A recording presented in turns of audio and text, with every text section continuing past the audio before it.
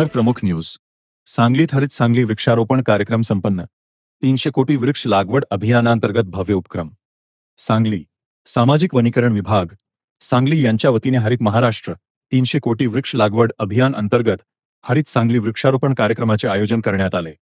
आज सकाळी 9 वाजता पार पडलेल्या या कार्यक्रमाला राज्याचे मंत्री तथा सांगली जिल्ह्याचे पालकमंत्री नामदार चंद्रकांतदादा पाटील यांची प्रमुख उपस्थिती होती। तसेच मिरज विधानसभा मतदारसंघाचे आमदार सुरेशभाऊ खाडे हे कार्यक्रमास उपस्थित होते।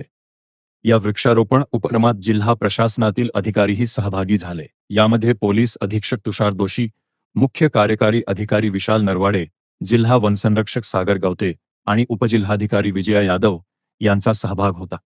सामाजिक वनीकरण विभाग सांगली यांच्या वतीने आयोजित या उपक्रमातून पर्यावरण संवर्धनाचा संदेश देण्यात आला। वृक्ष लागवड ही केवळ शासनाची जबाबदारी नसून प्रत्येक नागरिकाने पर्यावरण रक्षणासाठी पुढाकार घ्यावा असे आवाहन यावेळी करण्यात आले। हरित सांगली, सुंदर सांगली, पर्यावरणपूरक सांगली अशाच स्थानिक आणि ताज्या बातम्यांसाठी घर प्रमुख न्यूजला लाईक, सबस्क्राईब आणि शेअर करा।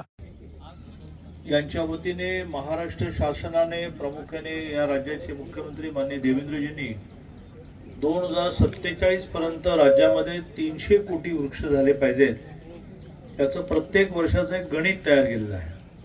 तर त्या गणितामध्ये आपल्या जिल्ह्याला 15 लाखाचं उद्दिष्ट आहे आणि ठिकठिकाणी काही सरकारी, काही निम सरकारी, काही खाजगी, म्हणजे खाजगी शाळा आहे वृक्षारोपण करा, पण प्रामुख्याने सरकारी जागांवर सरकारी यंत्रणेमधून मोठ्या प्रमाणावर वृक्षारोपण चाललं आहे।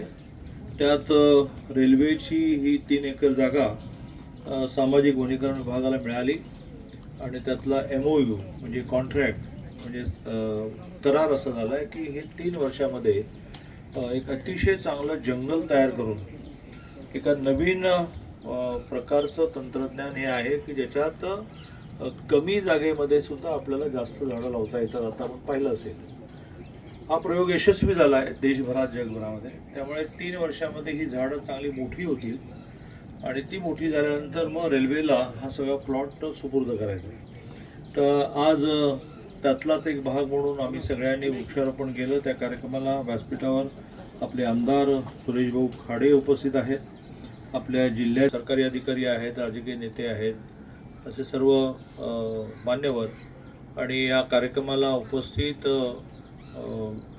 बंधू भगिनींनो आणि शालेय मित्रमैत्रिणींनो, आपल्या सगळ्यांना